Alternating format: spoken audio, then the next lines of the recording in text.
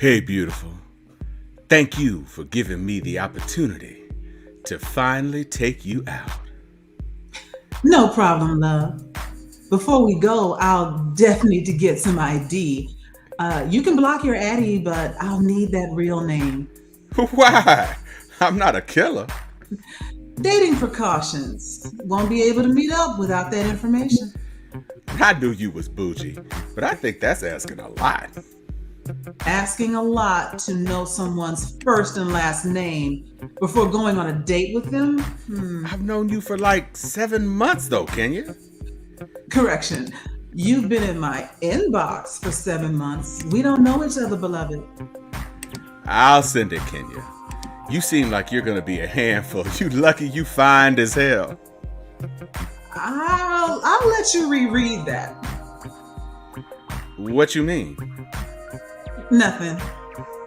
Did you get the picture? I sent it on Snap. Yeah, I got it. Thank you, Derek. I want to take you somewhere special. Are you free Wednesday evening around 8:30 p.m.? Yes, I'm free. Cool. I can make reservations. Sounds like a plan. But it's the first date, so it's cool if we do something low key, like coffee shop. No need to try to impress me with money. I want to see where your head is at. No, I got it. And plus, I saw your TikToks. You like money, so let me take you somewhere special, beautiful. Shows how much you really know me. But where are you trying to go? What's your favorite cuisine? You like tacos, right? So, Mexican? That's correct. I know the perfect place. They make your tacos in front of you. Well, sounds like fun. What's the address? I need to see if I need to lift or drive to the location based off the parking. 1132 South Clinton Street, Chicago, Illinois, 60607, United States. That pulled up Chipotle. Is this the fancy place you were talking about? Yeah, I can make reservations. Please don't take this offensive, but are you serious? You blocked me? I called you like 4 times. Shake my head. I guess Chipotle ain't fancy enough for you. We can do Red Lobster if that's more your speed. You bougie for real, for real. Shake my head. Have you ever been to Chipotle? It's a really nice place. They have margaritas and everything. I've gone to Chipotle on my lunch break from work to grab a quick bowl and go, love. One, when did Chipotle start taking reservations? And two, you said fancy special, so please understand, I'm not trying to be funny. It's just Chipotle is basically the fancier version of Taco Bell. When I said money don't impress me, I meant that. My issue is you making a fuss over taking me somewhere special, then saying somewhere that I legit steal napkins from.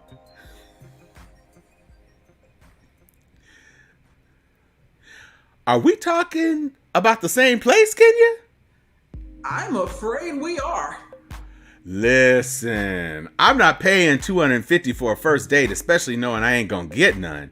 You a Christian, so I know it's gonna take at least 4 dates before you let me come to your house. Derek, congratulations. You've been blocked. In Jesus' name. This episode of Steel Sharpens Steel is being brought to you by the Cheesecake Factory, which you all should know is the bare minimum for a first date. Welcome to the show.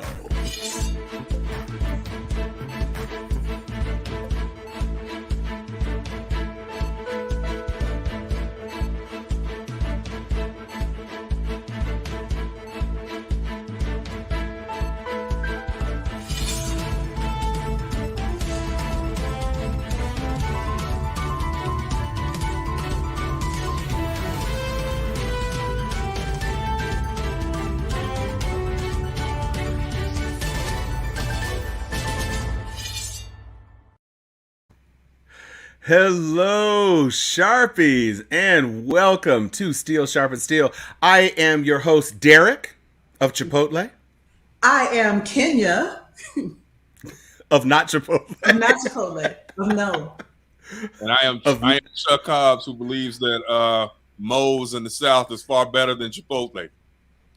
Right? If we gonna do some old make my burrito in front of me, take me to Moe's where they got Absolutely. fresh cut jalapenos. You know what I'm saying? all of that. I mean, Chipotle is staffed by high school seniors before like graduation. that they call that fast casual for a reason.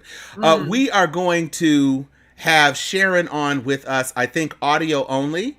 We have a couple of technical issues, but we are not dissing Chipotle's. What we are saying is, brother, first of all, you talk about you're not going to spend $250. That's almost enough to stake a franchise of Chipotle.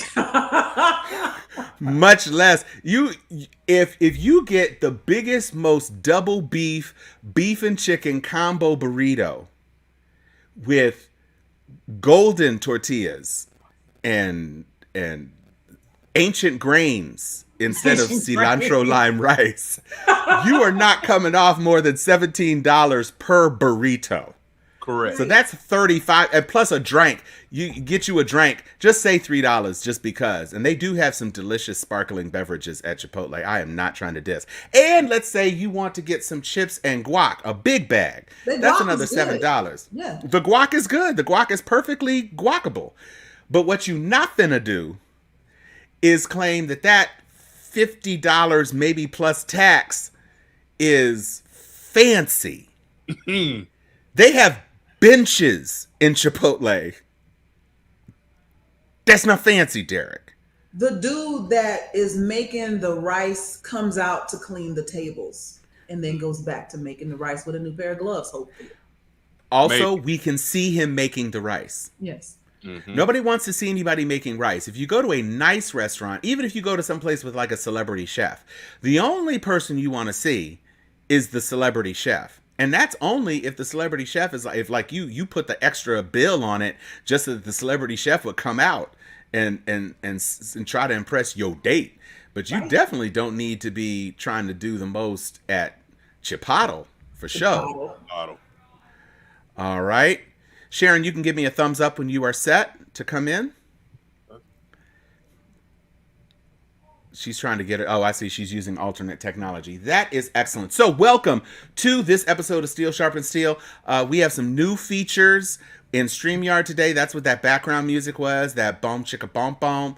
That track, which is loopable, is a brand new feature that they rolled out yesterday on StreamYard. So we're very happy to have that. And we also have some new layout options. But for right now, we are just happy to have you here. Sharon is working on getting everything ready. So why don't go ahead. I also want to give a shout out to Kenya Basemore on Facebook. Thank you for our intro, Kenya. I hope you see this one day. I might try to send it to you so you know how we did a dramatic reenactment of your tragic almost first date. We appreciate you giving us material for our show. And don't lower your standards, baby girl. It ain't worth it. And we are going to be looking for our NAACP Image Award nomination for Best Dramatic Interpretation of a Text Message String between a lovely black queen and a buster ass who didn't even want to give his government to a woman he was trying to. Yes, Bobby Halliday. That was a real live in-person text exchange that we did for y'all. This was our version of, what was that movie? Zola? Was that this was our version of Zola. It really went down. You know, Steel Sharpens Steel is good for a dramatic interpretation. We're going to have Joel Cohen direct the tragedy of Kenya in black and white with the square aspect ratio. Thank you, Cecily. Thank you. Thank you. Thank you. Yale Drama School. $200,000 in debt. Thank you. Getting whoopings when I was little, learning how to lie better turned into acting. Black acting school. All right, Sharon, are you ready to come in, my dear? It looks like she is not quite ready. So let's take a look at some of the things that we are going to talk about. This is something that I know Sharon is probably not top of mind on. So we can just talk about 6F COVIDry and the foolishness that ensues.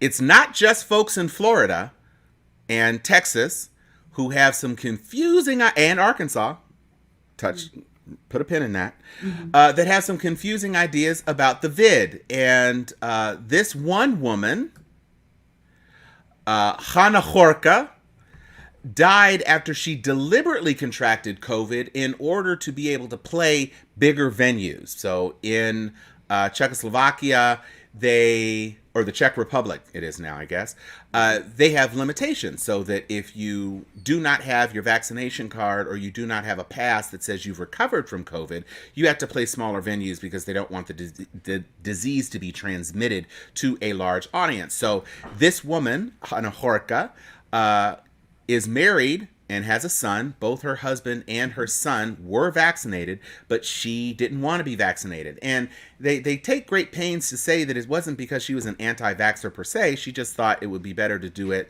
the quote-unquote natural way. Right. And so the same way a decade or 2 generations ago, they used to have like smallpox parties.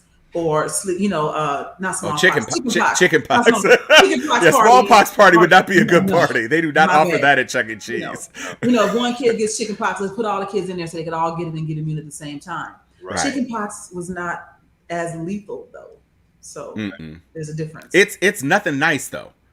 Boy, if you caught chicken pox and decide you wanted to scratch, that's not a great thing. Your legs mess up for the rest of your life. Yeah, for the rest of your life. She was attempting to get, her version of herd immunity. Like, I'm just going to catch it and go through it, and then I'll be, resistant. I'll have my, recently contracted immunity card, whatever, so that she could play bigger venues without having to actually go get vaccinated. Not terrible surface logic, but if you think a little harder, I don't know her. I don't know her medical history. There may have been pre-existing conditions that led to her having a more severe case than her husband and her son, or it's just the luck of the damn draw, because we've been seeing that too, where you don't know how this disease is going to affect you. And I feel for her husband. I feel for her son. This was a regrettable and avoidable death, and we keep seeing that over and over again. But it ain't something we just made up in the United States. People just be doing things all over the world thinking that they're going to beat it. I don't like them odds. So I am vaxxed and boosted. The problem I have with it, you all, is, we can talk about 6Fs, or for those not familiar with that designation, white folks, but I see a whole lot of black folks doing stupid stuff too when it comes to COVID. Like, I'm talking about like during the bowl games, I see black people that were all in the stadiums, hundreds of thousands of people taking pictures with no mask. And I'm talking about some black people who are extremely intelligent. Going to get a turkey leg at the turkey leg. Some even related to me. I even got some cousins. So if y'all are watching and you're mad, you can text me. Y'all know I will so come careful. On, cousins. Right. But I even have some relatives that are blood kin that, I log on to the Facebook app in the morning and there's cuz, mask off, just chilling. And I just don't get it. I mean, I know we're all tired of it. I mean, we're going on 2 years? We're almost at this is year 3. Year 3, right? So 2020. Yeah. So what it comes down to is, I get it. We're tired. I'm tired of wearing masks. I'm tired of not being able to do what I want to do. I was very hesitant to really do much at FAMU's homecoming. I saw Tom down to the frat house, but we were all masked up very heavily. We didn't do Spell House homecoming this past year, not really, and we didn't do it the year before. And I'm sick of it. I miss seeing my friends too. But if Zooms mean that we will have an opportunity to fellowship in person again someday, then we just have to sacrifice and do what we have to do. But some people are just like, fuck it. They're throwing caution to the wind, and unfortunately some are dying when that happens. I'm assuming we're after dark because I've already dropped the first F-bomb. I mean, yeah, we are now. So I mean, it is after dark. It's dark. It's way dark. So that's not an issue for me. Okay. I am continually amazed. There was a state AG, who was a real strong anti-vaxxer, and she passed of COVID-related complications. And there were some news figures who made a point of deriding her choice and kind of, slamming her for being such a vocal anti-vaxxer and an opponent, and talking about the ridiculousness of this, that, and the third. And the question came about of, this woman just died. Is it appropriate to make her into this object of scorn and mockery? And some people are like, oh no, it's too close. But then the opposing position was, well, yeah, it's not as though she were some person who didn't have access to vaccines, or was economically challenged, or lived in a place where the vaccines were not available and she just didn't have time in her busy schedule to make it down. No, she was actively saying how ignorant and silly and foolish people were for taking the vaccine, because COVID wasn't a real threat and nobody should have to worry about it. Ivermectin, bleach, hydrochloroquine, whatever. And she ended up catching the disease and ended up dying of the disease. So for people who listen to her, it is important to call attention to the fact that she contracted the disease and died, because you were listening to her, and now you will listen to her no more. And right-wing talk show hosts, everybody else, people who are contracting and dying and contracting and dying. Right, and she was spreading false information. So she was spreading false information, right? Yeah. Speaking of right-wing talk hosts, did you see that idiot Laura Ingraham making fun of General Milley coming down with COVID?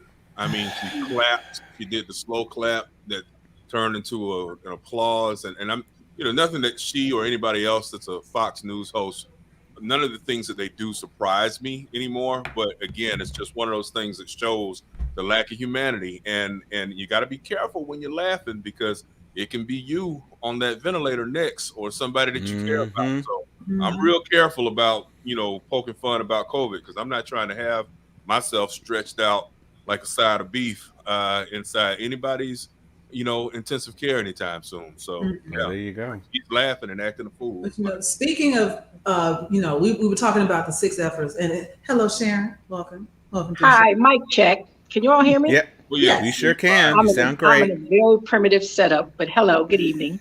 Good evening.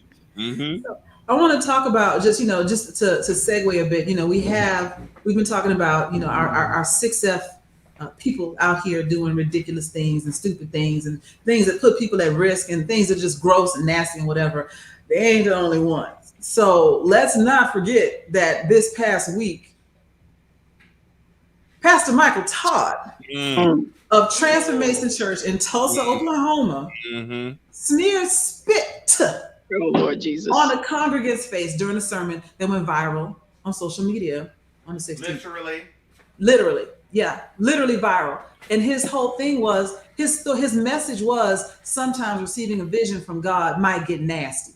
And then he decided to spit, not once, not twice. And it wasn't just a little patooey. It wasn't like he was just like, puh. I mean, it was like that. Yeah. And then put that smooth in that dude's face. Now, I've also heard additional information that might have been a relative or a brother or something. I don't care if we twins. You ain't gonna just put spit on me. I didn't like a wet willy or people to just touch with just a lick and a touch back before COVID. Now you're just gonna put phlegm in my eyes, bro. We fighting on sight or non-sight. And there's a better way to make a point. That was his brother. Yeah, there's a better way to make a point. The part that really messed me up though is a whole lot of Christians were on the internet streets trying to defend pastor, and and I usually use the word pastor intentionally to differentiate from pastor, because a lot of these jackleg pastors, they ain't got nobody's call, they ain't been to nobody's seminary, nobody's theological school. They just woke up one day, and next thing you know, they Reverend Dr. Chicken Wing or whatever it is they are. And next thing you know, they spit in their hands and rubbing spit on people's faces. And I have a whole lot of contempt for folks like that, because I recognize the hustle. I mean, I get it. I mean, it's a hustle. That's essentially what it is. Jesus ain't told you to do that. He didn't inspire you to do that. And on top of that, there ain't nothing in that spit of yours that has any healing power. In fact, like you already pointed out, Joy, more likely than not, that spit could wind up being COVID infected and or something else, because you don't know what he was kissing or I don't know where you been. None of that. I don't know who you been with. Right. It's totally disgusting. So I don't get it. And I don't get those. And yes, I have contempt for y'all who are like, you don't understand. No, I understand. I got baptized in 1982 at New Salem Missionary Baptist Church. I get it. I know about all that. And ain't no pastor of mine gonna ever put any spit in my face, because a pastor would get his teeth knocked out. And I think that's it for all of us. Okay. I don't want you to spit when you're talking to me. Absolutely. So why would I let you just put, no sir, no ma'am, no ham, no spam, none of it. Absolutely. None of it. None of it. I just don't even like. We can't hear you, Tom. Oh. Mm-hmm. Let's see. Audio. You just sound really low. Oh. All right. How about now? That's better. Okay, great. So I saw 2 videos this week dealing with pastoral interventions and water, and one was a little boy. He was maybe 4 or 5 years old, and he was in the immersion pit, and he was just like, "I'm gonna do it," and the pastor's trying to pray over the little boy. He just says, "Oh," and he just goes into the water, and he comes out, and he's screaming, and he's shouting, and he's all happy. That was adorable. Yeah. Then we get Pastor, ha, ha, ha. Water and spit is 2 different things. Right. Absolutely. Right. And I remember that video of the little boy is like, yeah, let's go. He's just like, I dumped myself. That's right. But it's still, it's heartwarming. It is and heartwarming. Nice. And it's sanitary. And you know what's not heartwarming? Expectorant and phlegm, and you just... None of it. My point is, couldn't you just pantomime that? And couldn't you pantomime it in the context of, do you remember when Jesus had to take his spittle and put it into the mud and put it on the eyes, and then the man's sight was restored? Where was the mud on top of that? This is none of it. Where's just the mud? hawk. Yeah. Right? Just you don't do that, Tyrone. Right. Nasty. And Christians are supposed to be Christ-like. You are not, however, Christ. Mm-hmm. I mean, no. You ain't even Christ. Mm-mm. You are not Christ. Our Jesus Savior Christ. is No. No, ain't none of that. Yeah. None of that. Moving on.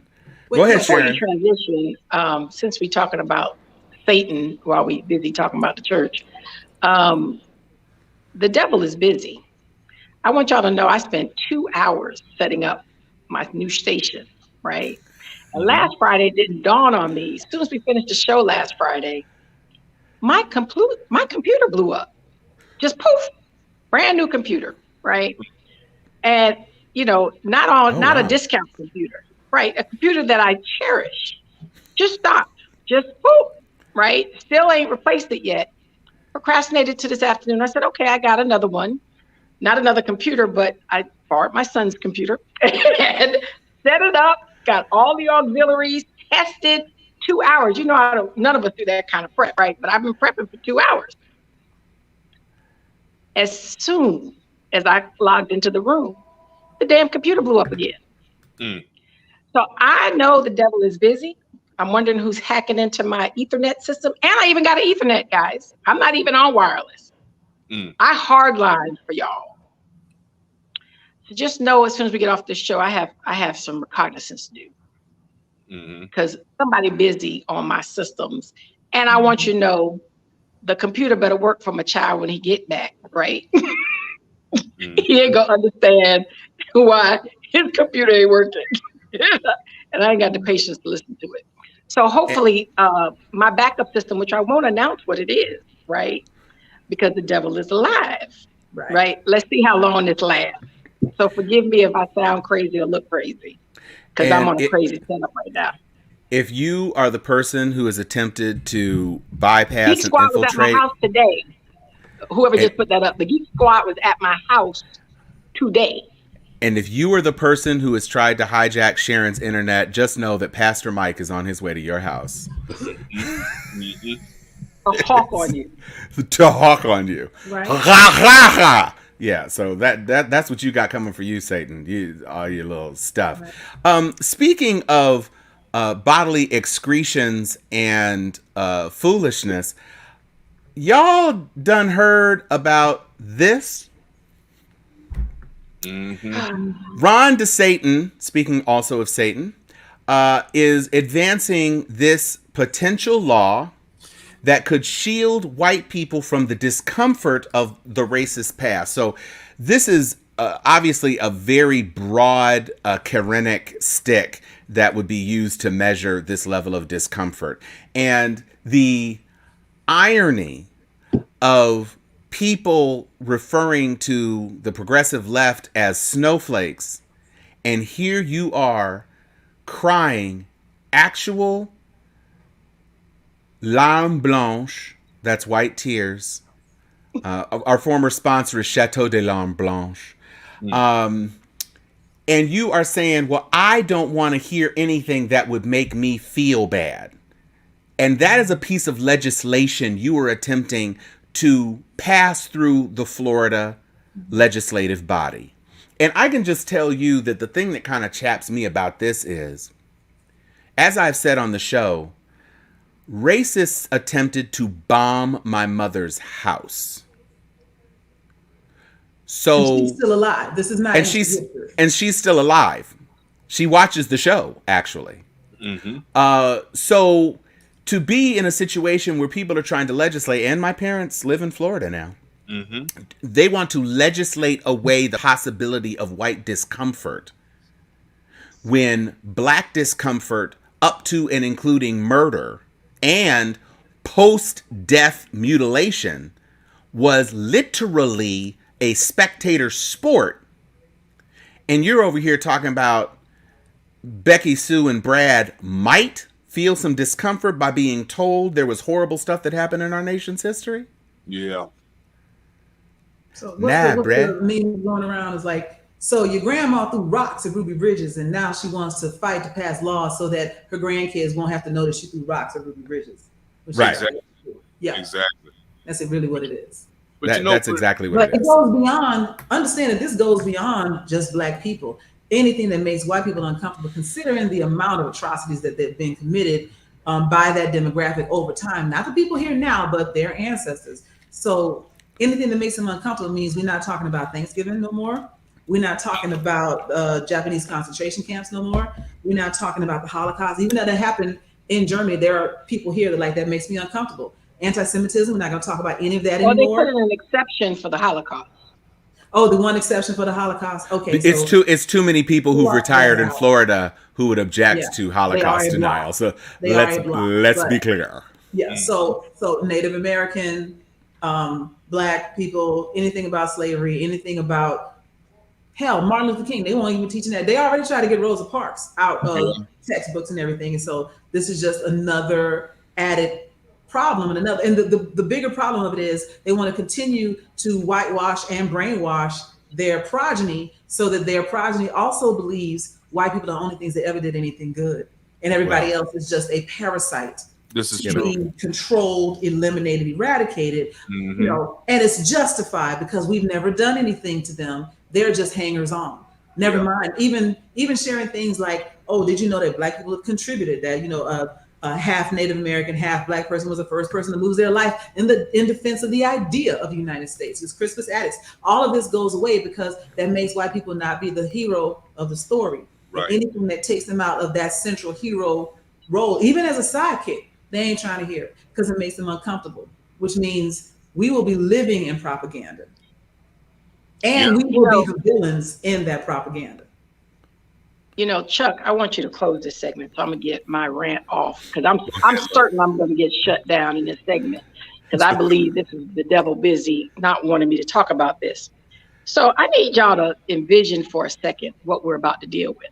We have Boy Wonder, who's auditioning to be a presidential candidate, legislating something as obscure as you make me feel uncomfortable, right?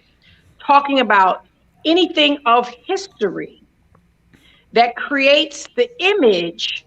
Now, let's, how do you measure discomfort? Do you measure discomfort as me driving while Black and I get pulled over and profiled, not even perp walk, potentially just shot for driving while Black? I think that's a little uncomfortable.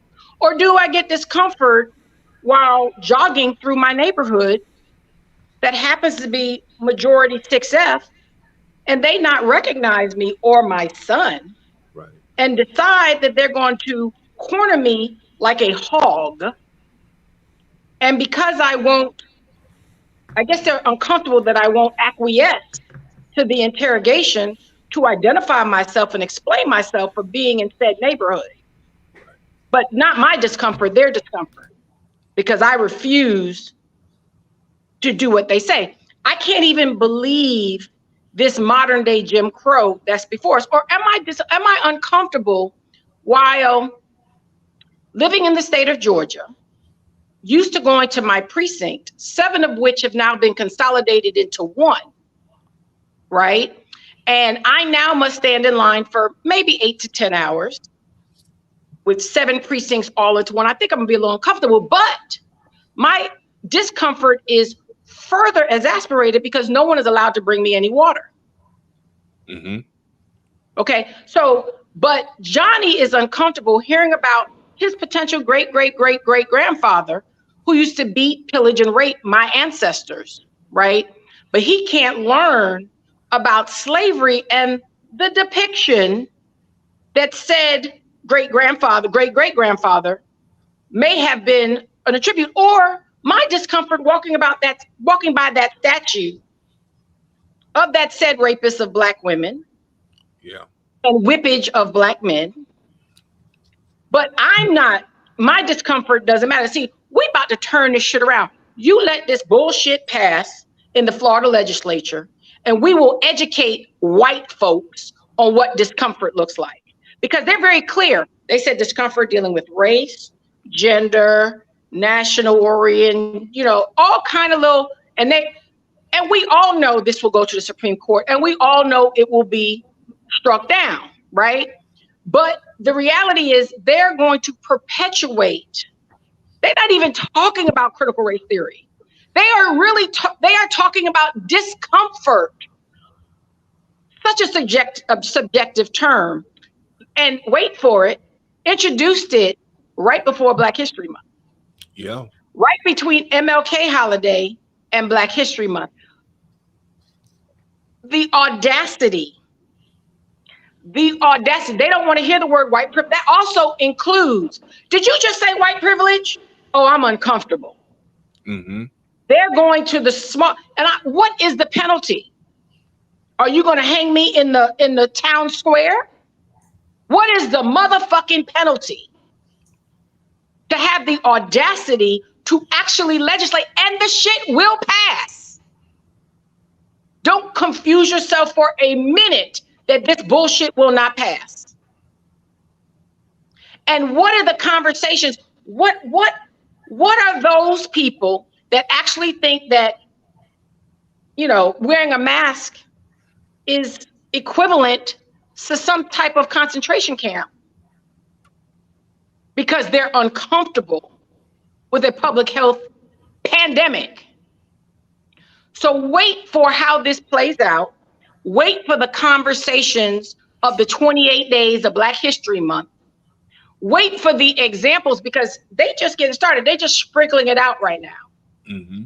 But to actually use a word like discomfort, a subjective, meaningless term that totally goes against everything that they stand for, quote, survival of the fittest, that you would choose to legislate a term like discomfort around conversations about race and gender specifically. But we all know it's a code for race. Yeah.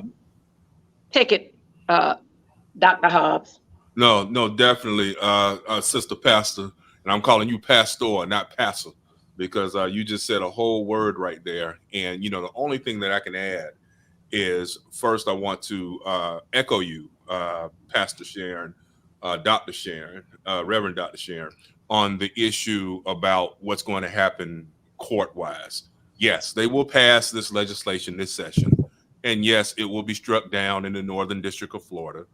It more than likely will go to my very dear friend and former, we actually worked on some cases together when he was a lawyer, United States District Judge Mark Walker, one of the smartest men that I have ever had an opportunity to sit around or try a case with or in front of, who stays slapping down Ron DeSantis and the state of Florida when they pass these laws that just simply don't amount to constitutional muster when it comes to the First Amendment. And just like last year, the big issue last year, remember, was the Florida legislature was trying to eliminate protests and trying to regulate how you could peacefully protest. And the legislation passed, and they said they were going to do this and they were going to do that to protesters who showed up at the state capitol here in Florida, even though we didn't have any of the unrest that you saw in 2020 in other parts of the country. They created these laws, and Mark Walker slapped them down just as soon as they passed. And he's going to slap this down too. So the question then becomes, what of it? The funny part with me being a historian is that they don't teach these things anyway, right? Like from time to time on my Facebook page, I throw these polls out, these little Hobbes opinion polls. That's what I call them. And I ask people, when did you learn this? When did you learn that? And I am always amazed by my very brilliant friends that are multiple races, multiple academic and professional backgrounds, who talk about some of the very basic things in American history that, to me, that they never heard about when they were in elementary, middle, high school, or even in college, right? And so, it's what gives? It's these things that I discuss, that you discuss, Tom, Sharon, Joy, the tidbits that we post, the things we talk about on this show, the things I write about in Observation Point, those things aren't being taught in school. Only thing you really get in terms of Black history is Rosa Parks sat down and didn't want to move from her seat. Martin Luther King had a dream. The Blacks were enslaved and they were happy. And Abraham Lincoln loved the Blacks and he freed all the slaves. That's all you get. And Crispus Attucks got shot, and they don't even push that up too much, to tell you the truth, right? So at the end of the day, we're going to take it upon ourselves to teach anyway. And we do it via our various platforms to make sure that the truth gets out. But again, it's going to be fun seeing DeSantis slapped down again by Judge Walker. He should be tired of Judge Walker by now, but it's coming again later this summer, early this fall. We'll have a Steel Sharpens Steel where the headlines will be Judge Walker strikes down Florida's Don't Embarrass White Folks law, or whatever it is they ultimately wind up calling it. So again, it's frustrating, but strap on for the ride. We always do a lot of great things here on Steel Sharpens Steel during Black History Month. We do a lot of great things on our individual platforms. I'm already gearing up. I'm ready. So let's keep it going. I know one of my friends inboxed me one day and said, Hobbs, I'm going to start calling you Hanging Hobbs, because I was posting so many pictures of our ancestors strung up from trees, and they're coming because, again, their lives matter. And so I show what those white folks did to them so that everybody, Black, white, and everyone else, can understand that this country ain't never been great when it comes to Black people. Yeah, Chuck, it's how uncomfortable. I'm sorry, Chuck. How uncomfortable do you think our ancestors were at Rosewood? Yeah. Or how uncomfortable did you think the teenagers were at the Juvenile Detention Center in West Florida just a decade or two ago? Let me stop you right there. Right. Go ahead, Joy. Y'all keep approaching this as if you're human, and you're not. You got to remember, they don't see you. It's not about being equal. It's about even being a full human being. Nobody expects their dog to ask for rights. Nobody expects their cattle or their pet cat or their pet hamster or whatever to say, I feel oppressed. You need to be glad I fed you. You need to be glad that you have a roof over your head. The same things they used to say about slavery, right? Well, we fed them. They had a roof over their head. They need to be glad we let them be properly employed or whatever nonsense it might have been. You're not a human being. As we saw with Mitch McConnell, you're not even American. You're something else. Yeah. The same week, Joy. The same week. And you know what is interesting to me, honestly, is that you have legislators, right? Mm-hmm. Who actually think legislating speech is not a violation of the First Amendment. It's crazy, Tom. Right. It's Like crazy. you actually sat there in But your getting little blocked on Twitter is a violation of the First Amendment. But actually legislating of speaking about certain about facts in history doesn't cross the threshold of the government abridging the right to free speech, which is the only thing the First Amendment is about. It is not about Twitter or Facebook or There's ain't no Facebook and social media in the Constitution. Nobody did that except Marcus Zuckerberg and Jack Dorsey before he stepped down and said, no, we are a company. Yeah. And we have terms of service and you have violated them. And so you go on. That's not First Amendment, people, as much as you'd like it to be. It also isn't critical race theory, just in case you were wondering. Critical race theory is a specific thing. Yes. It's a specific thing, just like lack of critical thinking is a thing. And Dunning-Kruger Sharon. is a thing. and me being make sure I see him. me being Sharon's ophthalmologist is a thing. So let's move on from we talked about this person, and we talked about the Supreme Court. So I think I'd rather though go to this one. African American voters are voting in just as high a percentage as Americans. So, they say that's the Republicans saying the quiet part out loud, right? Right. That's so, white supremacy in a nutshell. So, this is me white. in a nutshell. What is this nutshell of white supremacy? So, he then had a little press conference where he was very peeved. And he walks up to the mic and he says, my history of race relations. Okay, first of all, nothing to brag about, Mitch. Yeah. just to be clear, nothing to brag about. But there's horrible misconstruing of my words, and I left out the word almost. That's it. And walks off. And legislative aid was like, so almost. What word did that replace? Almost. Where is that inserted? Almost.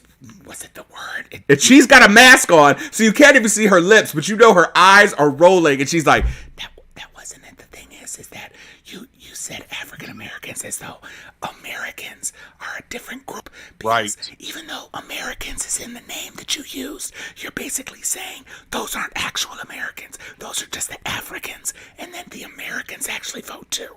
The word was all. Bye. Yeah. That's it. No additional context, even of saying all Americans. Not even restating the whole fucking statement. Not even saying the whole thing. See where you're inserting that word. Exactly. Just almost to all, because those are both the same. Like, you almost have a chin and a neck. But I mean, but instead, all you have is waddle and desperation. Right. If you think about listening to a 5th grader or an 8th grader as they regurgitate what they've been told with no context or understanding of what they're saying, that's what he came out and did, because he still to this moment doesn't understand what was wrong about what he said. He knows that his PR and his handlers said, go out there and say this to save face right now. He goes, I meant almost. I mean, he doesn't know or care what went wrong. He just knows if I say these words, I'll pass this test. I would have respected him more if he had just doubled down and said, I said what I said. Well, I mean, he definitely could have pulled a Nene Leakes. Yeah, I'd have respected that more. I said what I said. But Right. I can't help but have my conspiracy theory in overdrive, right? Because I'm just not a conspiracy theorist. But to think that Ron DeSantis did that this week and Mitch McConnell came back and doubled down in related narrative to actually not imply, say that African Americans are not Americans. I mean, I'm not even going to tell you what I'm thinking because it will get me in trouble. And I have sobered up a little bit from my afternoon. How dare you? Mm-hmm. Like, how dare you? With all the multiple ethnicities in this country, that you're going to take a huge swath, right, of people and separate us so cavalierly, right, to make a point about the voting rights that it really didn't surprise me as much as I felt like a combination of sucker punch and now we're being honest. It was a sucker punch and now we're being honest, right? Mm-hmm. And who I'm most pissed at, Chuck Hobbs, Joy Stevens, and Thomas Lee Cunningham IV, are Black people who are in the Republican Party. Speak like, on it. why y'all now not on the speaker circuit saying, Mitch McConnell, you need to straighten that shit out. Mitch McConnell, no, you need to say more than what word was missing. You need to clean that shit up. They didn't say Democratic African Americans. Right. He said African Americans. He did. He did. And part have of the same right to vote as Americans. Mm-hmm. I'm so, it is so parallel to what Ron DeSantis' discomfort is about, right? And the baton that you negras have gone too motherfucking far. Jermaine. You negras. Okay, hello. Thank you, Jermaine. You gave me a pass to what was really going to come out of my mouth, right? That's so he said it. I just co-signed it. I ain't going to retweet it, but I'm retweeting it with my words. So my issue is, right, you all have thrown down the swords, right? And they said Democrats come to the party with butter knives while the Republicans come with axes, right? This is not a Democrat-Republican issue. I dare Black Republicans to sit silent. Tim Scott and all you mofos down the line in Congress, state, local, card carrying, people on the fence that's like, I'm really more conservative than I am. Look, motherfucker, you Black, right?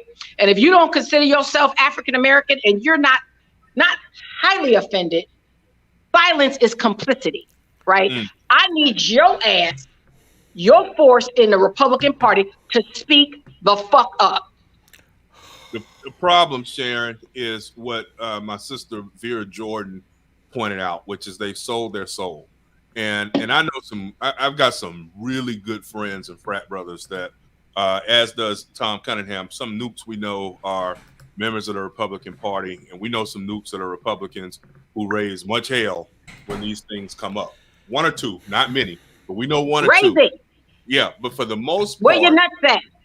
Yeah, for the most part, let's break down what happens with Black Republicans, all right? I mean, y'all already know this, but I'm going to put it on air. Most of them are in it for themselves, okay? It's not so much that they love conservatism. It's not so much they even understand the tenets of conservatism. If we were to bring most of them onto this show and run a test and try to get them to match and figure out what's the actual Republican Party platform plank on this issue or that, they'd fail, right? But what it is they have an opportunity to make money for themselves or to get placement for themselves. So they want those opportunity zones. They want the grants that are coming from Republican leaders and legislatures and what have you. They want to be adjacent to Massa and Mr. Charlie, so to speak. So that I'm not going to say that. about Massa and Mr. Charlie, because Massa and Mr. Charlie are putting hundreds of thousands and millions of dollars into my personal pocket. So it's a hustle. That's essentially what it breaks down to, and that's why they're silent. A lot of them will get off record and say all manner of, man, Mitch McConnell's out of his mind, or Donald Trump's full of shit. I'm like, well, don't tell me. I'm in observation point saying they're full of shit. I need you to go on record in observation point, or come on Steel, Sharpens Steel, and say that they're full of shit, but they won't do that. Again, he did not say Democrats, Democratic African Americans. He said African Americans. This ain't got shit to do with party. So if you have decided that he is Massa, and that you have no unique identity as a Black Republican, as far as I'm concerned, you're an African American Republican. And he just said, you African American Republican are not American. Period. Full stop. Fuck a political party. What you gonna do, Black man, Black woman, African American? What you gonna do? Yeah. Joy, I'm gonna be quiet now. I'm gonna take a sip. Okay. It's all good. Never forget.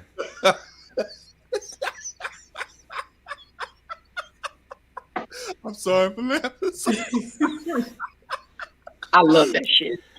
So those I thought that those were Toll House. Those are actually Clubhouse. Okay, Clubhouse. Okay. Those My are favorite Clubhouse. crack The townhouse ones have rounded edges. They're rectangular. They're oblongs. These are Clubhouse with a buttery, flaky crust. The Clubhouse Commandos. And so never forget. And by the way, it's important to recognize the Never Forget movement, because finally sedition charges have actually been filed against persons who were involved in the insurrection. There was a long-standing right-wing talking point, which I think the Daily Show turned into a supercut of Tucker Carlson and Laura Ingraham and Sion Hannity doing their level best to tell us all how, oh, where are the charges? There's zero charges. There's no sedition. There's no treason. There's no charges. No charges. No charges. Okay, well, now there are. And now they're like, you do that Clubhouse quite well. I mean, Yeah. so it's an awesome thing to see that that is happening finally, and to add some more stank on it. On the anniversary of Biden's inauguration, the Supreme Court, with 3 Trump-appointed justices, have denied him the shielding of the information that he was citing and trying to have shielded because of executive privilege. And they issued an opinion. Basically what they said is that, nope, the lower court thing stands. So they didn't do a full-on kind of examination of it. They just said, nah, we're not going to listen to this. And so the previous thing stands, which means the access to the documents is existing. And that happened on the anniversary of Joseph Biden being inaugurated as president of the United States. Lucius Biden. Lucius. Inauguration. Yeah. It's Robinette, isn't it? Joseph Robinette Biden, isn't that his name? Yeah, Robinette. Yeah. Mm-hmm. And to add some extra, sister girl who was making some roux in the trumbo of gumbo, Letitia has now asked for and received phone records from Eric Trump, and Kimberly Guilfoyle, who is Donald Trump Jr.'s secret finance for the last year. Everybody kind of suspected it after that. The best is yet to come. After that speech, everybody was pretty sure that it was some Trump up in Kimberly. But now it's a... Yeah, well, there's that. You can get high through body fluid exchange. That's a lot of coke. White Don't talk about no more fluid. winds blowing through my mind. I will say this though, like when I see this picture and I think about what she potentially is about to do to him, all I can think about is your boy Bill Duke. Like, you know you fucked up, right? You told that fool Duke. Something like a phenomenon, told baby. our brother Girl, you Duke. thought it'd come along, Yes. baby. White Bruh, lights. Yeah, this is so delightful. She literally said yes. Specifically, Ivanka's apartment, which was listed for $8.5 million, was evaluated at a worth of $20 million on one loan application or valuation, and then valued at another $5 million on top of the 20. So you went from an $8.5 million option to purchase the unit to it being valued at 3 times the amount. Mm-hmm. And your golf course that was claiming dues and memberships that an examination of the books indicates were never paid. Right. And you valuing this asset now is up to $200 million. And the bank is saying, nah, maybe a quarter of that. Right. And so these are documented things. This is like not even speculation at this point. This is, here's what you put, and here's what this says. And then you got Trump talking about, I love money. I love other people's money. It's like, yeah, well, we see. Yeah. And that on top of the clear violation in Georgia, suborning the actual vote, I just need you to find me 11,152 votes. Georgia's coming for him too. But this is what happens when you have someone who is not a politician in any way, shape, form, or fashion run for the highest office in the land. He really tried the same bullshit that he would do on his sneaky little underhanded land deals. Everything he did used to work for him all the time. And in his white privileged world, especially considering he grew up on daddy's money, he's super uber privileged, white and wealth on top of that. Right. You're making me uncomfortable, Joy. Yeah. Well, but you're not human, so we ain't worried about that. So all above and beyond all of this, he's never had anybody question what he does. So he really does think he's Teflon Don. And I love the fact that as a black woman is like, I think the fuck not. Like this ain't going his way at all. But you are now in a different legal realm than all of the little stuff you used to be able to pay off people and just say, I need, you could say, I need another 2 blocks on this, or I need another 10 stories on this, or I need another 6 months on this loan or whatever, and just make it happen. You can't say, I need you to find 11,000 votes. That is called tampering with an election. That is illegal. And if they got him on tape. Cohen been flipped on him so many times, he looks like a fucking spinning top up in this piece. And the thing about it is when the only reason that people are loyal to you is out of fear or supplication, like they just sucking up to you, the minute you fall, rats on the ship.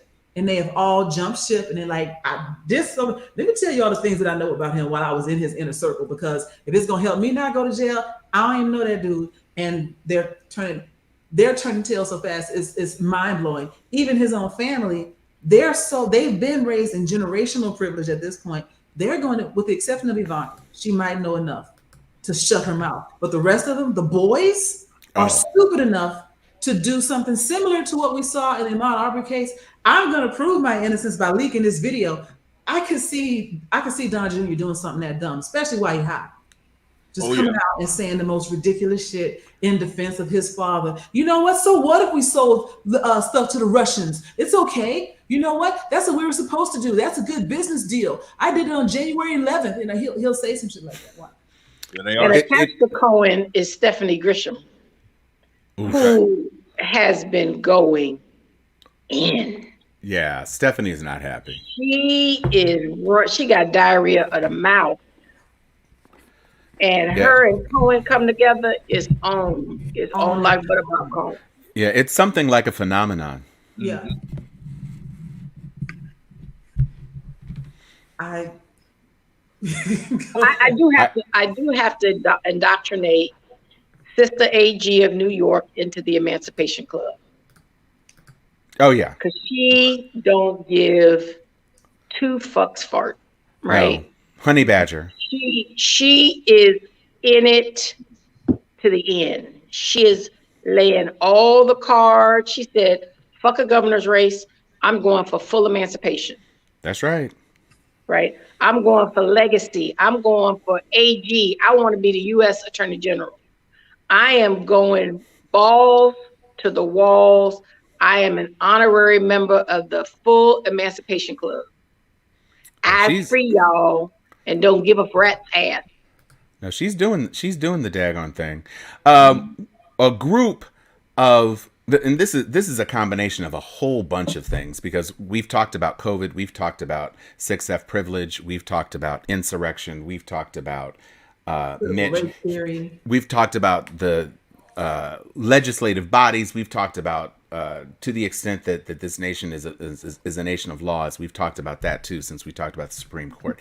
Here is one of the most disturbing things that we all saw this week, and there is a suit that has been filed by 4 incarcerated persons in an Arkansas jail prison, right, because they weren't even inmates. Some of them were like awaiting trial. That's right, they were waiting trial, that they were being held, so they hadn't even been adjudicated yet, and were given ivermectin to treat COVID-19. And the problem occurred when one of the persons actually, got the package and talked to his physician, and the physician was like, nah, you need to, oh, thank you very much, Paul.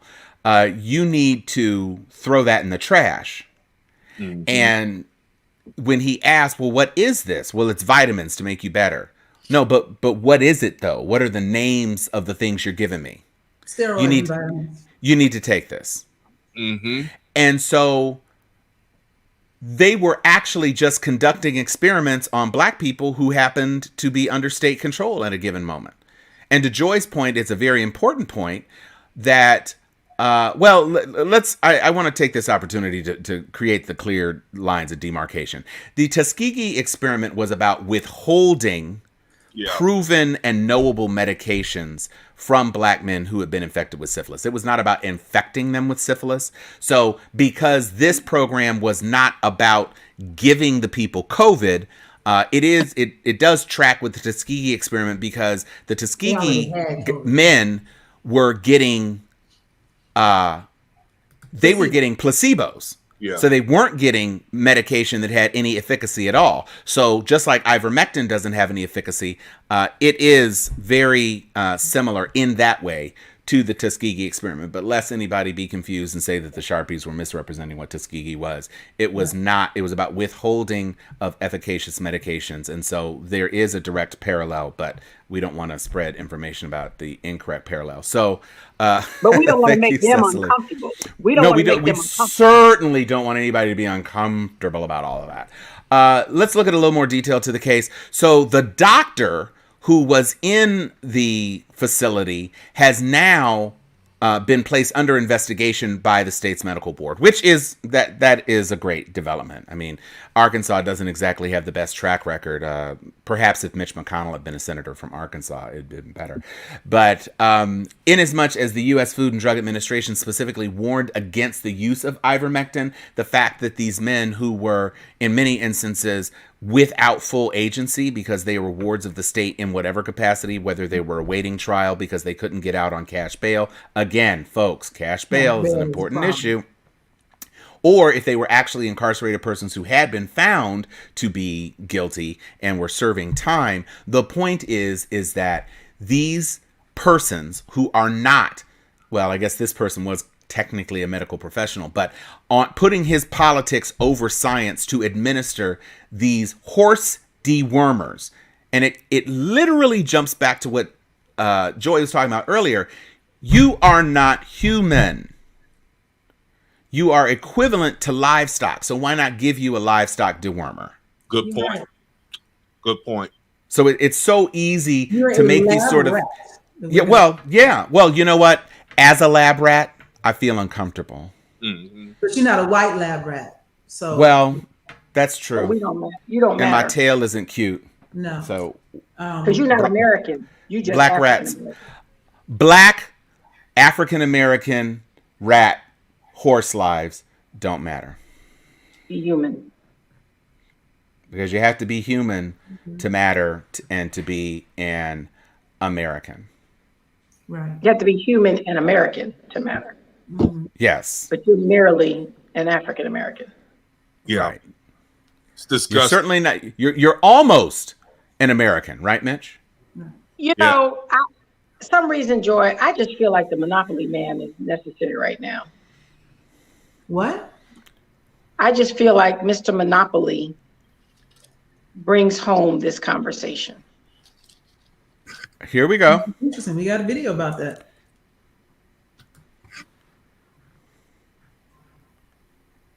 What's good? My name is Charity Crop. You want to know the scariest thing about capitalism? It's the fact that people don't usually finish Monopoly games. What I mean is that Monopoly starts off fun, but then eventually one person starts super winning, and then for everyone else, losing becomes inevitable, and they get tired and they get annoyed, and eventually they either quit or they just flip the board over. Have you ever considered how similar Monopoly is to the real world? Like, once you're wealthy, becoming more wealthy is more easy, but when you're poor, it's really hard to get out of poverty.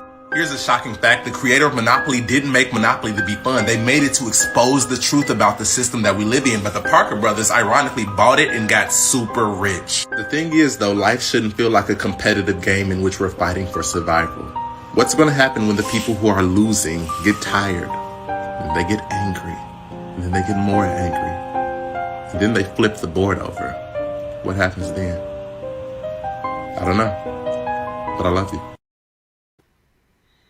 I am a big fan of Charity Crop. I follow his work a lot. Man, that brother broke it down. That's one of those deep pass to the left, and I'm about to break some shit down for you. That he went there with that. I really appreciated that. That was something. Mm-hmm. Get into Charity. I just feel like it's almost trying to flip some boards over. Mm-hmm. Mm-hmm. But that's what we're slowly but surely seeing happen, is not just African Americans. You're seeing, to some extent, other people of color say, you know what, this is bullshit. Even younger white kids are like, this is stupid. Why are we doing this? I don't want to play this game anymore. I'm leaving. I'm not participating in this structure. I don't think that anyone that's alive right now can just wait it out, because waiting it out is another 100 years at least.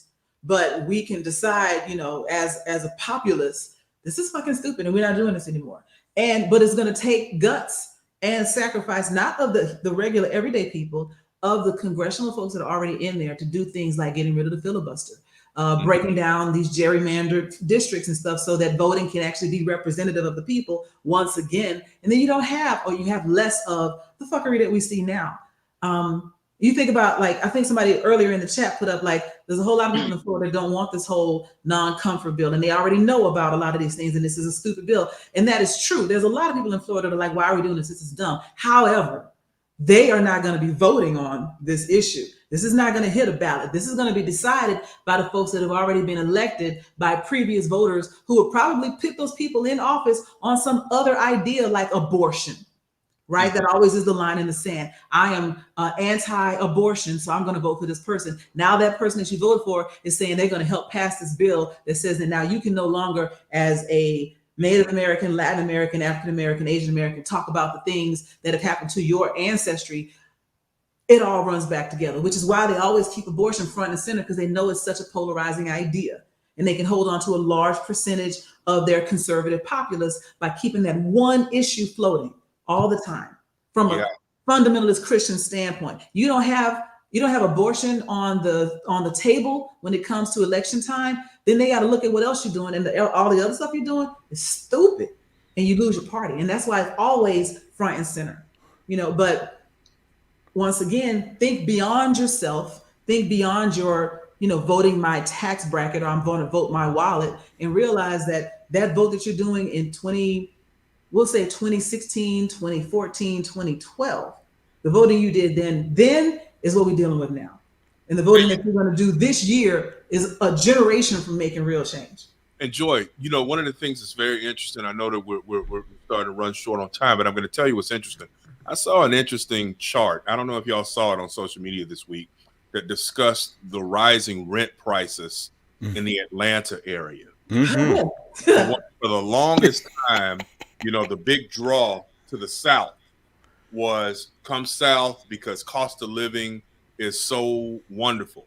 And looking at some of those prices and looking at the fact that people are paying $2,000, $2,500 a month for like little small 2-bedroom type spots, that's not sustainable. And it's definitely not sustainable in red states, because again, if those prices are being, raised in Atlanta, it's only so long before you spread out into the rural areas and the people, the wealthy landowners and landlords and what have you, start to get paid on that too. And so again, it goes back to the question that we always ask: why is it that so many lower middle class and working poor whites in particular side with the Republican Party? I cannot figure that out for the life of me, because again, you talk abortion, you talk critical race theory, and yeah, we don't want to hear about the blacks. But I'm like, but dude, your landlord just raised your rent to something that you can't pay. And I just don't think that this whole model, like we're saying in this last segment, is going to be sustainable if these prices, if living in Alabama starts to be more expensive than it is to live out in LA or San Francisco. And that's where these things seem to be headed. Lyndon Johnson, when he was in office, and I use this quote all the time in my work: if you can convince the lowest white man that he is better than the best black man, he won't notice when you're picking his pockets. Hell, give him somebody to look down on and he will empty his pocket for you. Damn. And he said that while he was in office. I'm gonna put our 6F uncomfortable people in a box.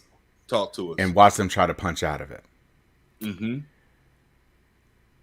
Communists and communism started out as a creation of Caucasian people of European descent. You hate communism, but communism was created by a European white person. So when you talk about the Democrats as socialists or communists, well, that makes me uncomfortable, and it should make you uncomfortable. Mm-hmm. So now you got to take that off the table, or you're going to be in an epistemic bubble, just like bouncing off just creating all sorts of confusion, because now you can neither talk about what makes you uncomfortable because it's hitting the other pole of uncomfortableness. White people don't do anything wrong. I hate communism. And it's just like, it's like the Williams sisters playing against one another, just get back and forth until you can't hardly do nothing. This is the stuff that campaign commercials are made of. Ron DeSantis saying, yes, I let 1 million kits expire, and talk to Bill. Mm-hmm. And white people shouldn't have to be uncomfortable. That is what campaigns are made of. And you talk about activating people, because we have said it's not so much a matter of converting Republicans to Democratic causes. That's really not going to happen. You just have to activate the people who are not voting right now. And to activate those people, you need that nudge. All you need is a nudge. And yes, that's right, Elsie. Mm-hmm. So we need to make some things happen. I, in particular, am very interested in making sure that this sort of uncomfortability does not gain any currency in modern society, because what this cavalcade of Karenity is about is something that we should all try to avoid. Let's take a listen to Karenity now. So I'm still sitting in the parking lot of Walmart, but let me just tell y'all, TikTok just removed the sound to my other video, so I'm gonna have to delete it and repost it. But this is what I was saying. As I'm in Walmart, okay, I'm in the aisle with all of the body wash. So I'm trying to decide on which body wash I want. A lady with privilege, she has her buggy. She gets within 3 to 4 inches of my body, and she's just staring at me. I can feel the pressure, and I can see her in my peripheral. She's just waiting on me to move. She's not saying, excuse me. Excuse me. She's not saying it. She's just waiting on me to move. No, ma'am. I'm not just gonna move. You're gonna be polite. You're gonna have some manners. You're gonna show some respect. You're gonna say, excuse me. If you say, excuse me, I'll gladly move out your way. So I continue to look at Dove and everything else, okay, to figure out which one I want. I'm bending down, looking back up. I'm not moving. This woman continues to stand there. Then she goes, oh, oh. And then she starts going on around me. That's what you should have done at first, or you could have just said, excuse me. But as she gets to the end of the aisle, right before she turns, she says, you dumb ninja. What? Now, y'all know she didn't say ninja. She said the word. I'm like, what did she just say? I didn't say nothing. I didn't say anything at all because my mama done raised me better. I grabbed the Dove off the shelf, and then I was like, you know what? Not today, not in Walmart, not with me. So then I figured out which aisle she went to. I'm walking, and I'm looking. I'm walking, and I'm looking, and I see her. So I went up to her, and I said, Ungulo hunga da shingo babakisi unswa hiatashon. I made it up. I don't know what I said. Do you hear me? But this lady was shaking and she was looking at me. She was like, what did you say to me? What did you say to me? And so then I said, your back hurts, don't it? It hurts, doesn't it? And she starts screaming in Walmart, y'all. She starts screaming, and it's a dude that worked at Walmart. She starts saying to him, she just put voodoo on me. This black woman just put voodoo on me. Do something. She just put voodoo on me. I start laughing, and I walk on off. Because guess what? I'm going to show you a ninja. You got the right one.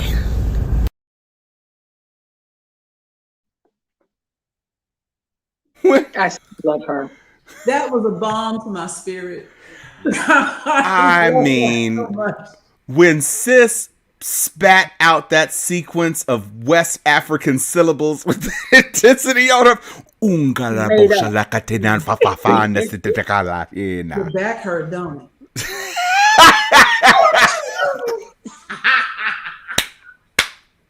Yeah, man. The amount of petty glee that brought me when I saw that video. I mean, I want to do this. I want us all to just run around doing this to people all the time.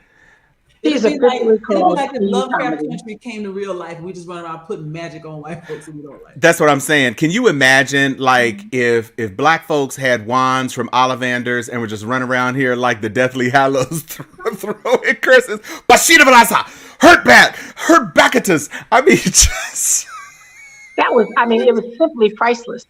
Mm-hmm. It was so precious. It was so precious. Ooh, wait, hold on. We have some comments we want to. Yeah, speechless. That's right. Good for her. That is right. Thank you. So she could have like a Patreon where she could literally say, here are the syllables, and you got to screw your face up like this and then say it like this, and then throw in the Sealy fingers for good measure.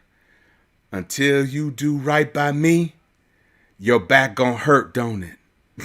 Just do. Thank you, Harry. I meant to send you a picture. So that's the first comment about my frame. So I went to this website, and these are Zilul frames. I bought 5 pairs, y'all. They were not super expensive, but yeah, I do like these frames. They start out black on top, and then they kind of segue into silver, and so that's like an approximation of my head. So I decided I would try these. Salt and pepper glasses. I like. Yeah, salt and pepper glasses. See, I love this. I like those. I would do this. I would just walk by somebody. Oh, go there, and just not the baby powder. Man, I will tell you. I don't know if you remember the serpent and the rainbow. Yes. with the zombie. I was like, nah, I'm never going to. But it was Haiti, right? Because they were trying to find the paralytic drug or whatever. Mm-hmm. Oh, I could tell, Harry, because I be seeing your frames. Yeah, I got 5 pairs. I may do some other pairs later, but this is the one that is receiving the most buzz right now. So even the idea of voodoo, as it is largely understood in the United States, is some bullshit. Because that's true too. That again was a local religion that was demonized in order to turn the people that practice it into pagans and savages, so that the evil that was perpetrated against them was justified in the name of the Lord. Right. I can't stand it. So we are coming to a close. We have about 10 minutes left in this show, but I know that since we have gone through all of our topics, I would just like to say thank you to the Sharpies. No, we're not done. I know, we're not even completely done. That's why I said before we wrap all that stuff up, I just wanted to say something because Chuck alluded to this at the top of the show, in terms of being a part of the Steel Sharpens Steel family. Sharon has said that we have some things. That's right. Keep the powder in the Crown Royal. Oh boy, that's a blessing. You know, that Crown Royal bag probably lets some powder, a little particulate through. You just got to tap the Crown Royal bag against them so you can do that. Flour and French. Yes! That's amazing, Cecily. So we thank the Sharpies, and we are going to be doing some exciting things in 2022. There's some really cool things that the platform has rolled out, and so we're going to be trying to make things even better and more enjoyable for you each and every time. So I just wanted to say that since we had a brief lull in the show, and I see that Joy has her finger on her. So before you do your awesome comedic close, I just want to acknowledge all the good wishes that Sharpies have been sending us, and to acknowledge the passing of the national president of Delta Sigma Theta Sorority Incorporated, Sarah Cheryl A. Hickman. It was sudden to all members of Delta Sigma Theta. She was just sworn in as our national president in November. But Cheryl has more than a 40-year history of service to our sorority, from a collegiate years to an alumni status to a regional officer. She was a regional rep when she was an undergrad. I'm a former national second vice president. I worked closely with her. She's a little older than me, but she was one of the people that mentored me and brought me along during my tenure as a collegiate. And she went on to serve on every single level of the regional and national level until she was ultimately elected as our national president in November of 2021. The D9 community, the greater HBCU community, because she was an HBCU alum, as well as just America as a whole, we thank you. We appreciate you. Black America has truly lifted us up as members of Delta Sigma Theta, and Joy and I, as well as all of our sorors across the globe, really appreciate all the thoughts of sympathy and condolences and love and grace. She is our very first sitting national president that has died while in office in our 109-year history. We just celebrated 109 years on June 13th and acknowledged it on our last show. And the love continues, and thank you. We've seen a lot of comments this evening. I just wanted to take a moment to acknowledge all the support that we've received and acknowledge our fallen national president, Sarah Cheryl A. Hickman, who served our sorority for almost 40 years. Amen. Amen. Amen. You know, I feel weird following that now, but I'm gonna. One of the things that I wanted to show, and I don't think anybody else on here, unless you previewed it, Tom, I don't think anybody else has seen this. Oh, no, I previewed it. You need to put a little more space between your national president and this video. A little more space. I know what I'm doing. No, I know you does. Go. All right. So we've talked about a lot on this show, and one of the pervasive themes throughout this show has been the idea that Mitch McConnell and his ilk, DeSantis and his people, they don't see Black people as real, as human. Ultimately, what they're saying is that Black lives don't matter in the broadest sense, that you're not even human. Why should we care about anything about you? Any threat to my relative comfort is more than I can bear. So we'll just erase your entire existence, because who is you? You know, so I love what this one person has done. And I think this is a great example of just a small, petty, but significant way to exact a tiny amount of revenge on white folks, because we've infiltrated one of their premier leisure sports. And we're going to make them say something, whether they want to say it or not. Our family were the first African Americans to race quarter horses in the state of Texas. We added a new member to our family and named him Black Lives Matter. We prepared for his first race, and then this happened. On the paint is ought to be streaking Ricky Ramirez. 8. Lady Hawks is the 8 with Lucas. 2. 2 is Bojangles, Nestor Duran. 6. 6 is Black Lives Matter, Edgar Mata. Black Lives Matter for the win. I'm that dub, got a quick beginning. Far outside is Black Lives Matter. Next in line is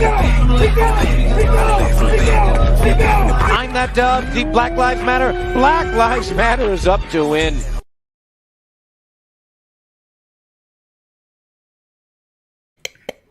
Run, Black Lives Matter, run. I didn't see that coming. Black Lives Matter coming here on the outside. Black Lives Matter. It's Black Lives Matter. It's Black Lives Matter. And can you imagine all the people? First of all, the people who chose specifically not to bet on Black Lives Matter because of the name of the horse. This is real. And then the people who are in the stand saying, "Go Black Lives Matter! Go Black Lives Matter! Beat Aryan Snowflake! Go Black Lives Matter!" Yeah, Snowflake. Because here's the beauty of it. The more people don't bet on that horse, because they the better the payout is. The better the payout. We got you. Either you're gonna say it, or we're gonna pay not to say it. I don't think y'all find this stuff, but that was priceless. Oh my gosh. Oh my gosh. And you know, the best part about it is that the jockey was the girl from Walmart who told that other story. So Right. It really kind of brings everything. All them other horses back hurt. But so again, we talk about a lot. I got one little thing to show, and I want everybody to take this with you. You know, because I'm a life coach in my daily efforts, and I want to give a shout out to my girl Bianca, who did this video. And when I saw it, I told her, "I'm putting you on blast tonight." And she's like, "Have at it, chick," because this is my mantra for 2022. So shout out to my girl Bianca, and just remember, you know, when things are getting to you, I want you to remember and use this to recenter yourself. Okay? My business. It ain't my business. Fuck it. Fuck it. Fuck it. I don't give a fuck. I don't give a fuck. I don't give a fuck. Yeah. Oh, my chakras. My chakras are all aligned and things. Mm-hmm. I will send you both of those. You know what? I'll put both of those up on our Steel Sharpens Steel page so everybody can have those. They have them both. That's right. Mark 70 says, "Namaste." Exactly. Get you some sage in your life. Everybody go get you some sage. If you're not burning sage or have a sage spray, I promise you, there have been days where I have wanted to pull my eyebrows out. That's how much I'd run out of hair. And it does help. Clearing the energy in your house is absolutely a thing. You know, there was a person that a colleague I used to work with, and that colleague was very into things like sage and clearing energies and stuff like that. And that person was in a hotel room clearing energy in anticipation of a project that we were going to work on. And another person in the hotel was not familiar with sage. And so those of you who have ever used sage as a cleansing energy can appreciate that it is adjacent to the smell of other herbs in other certain families. Right. It smells more like smoke than weed, though. Right. But if you were a person who isn't familiar really with either one, and it's a whole lot of sage creeping out from under the door, and you're just walking past, you know it ain't tobacco, is my point. It's not Newports. Mm-hmm. So this individual was saging their room. They called hotel staff, and the person was, sometimes when you're doing that kind of ritual, you can be in various stages of undress, depending on whether or not you're trying to get the smoke to be all up in and around your pores and all of that. And so they weren't exactly sure what was going on, but they were sure it wasn't Newports. And so that ended up being a circumstance that was interesting for that colleague of mine. I love the way you told that story, because I would have said, let me tell you about the time my coworker was burning sage in her room and these Karens across the way called a holler and she'll answer the door naked. Like, that's how I would have told that story in a nutshell. Well, I specifically left gender out of the discussion. I'm making an assumption. To protect the innocent. So I'm not going to comment on whether or not your assessment was correct or not. I will just say, sage be tricky, y'all. Right. Sage and be tricky. don't be burning sage in a hotel room, no way. Anyway, policy, so. Anyway, most of them. Well, this was a while ago, and trust and believe, the state in which the hotel was it wasn't going to be much in the way of that. Okay, so it is more smoky. Mm-hmm. It is more smoky. So with that, I would like to say, I am Tom Cunningham. I'm Sharon Letman Hicks. I am Chuck Hobbs. I am Joy Stevens. And our closing sponsor is Chateau de l'Arme Blanche. Each bottled in Florida, at least for the 2 weeks before this horrible legislation is shut down. But while you have the opportunity to purchase and imbibe, Chateau de l'Arme Blanche is the perfect beverage for you. Make sure you like and subscribe, everybody.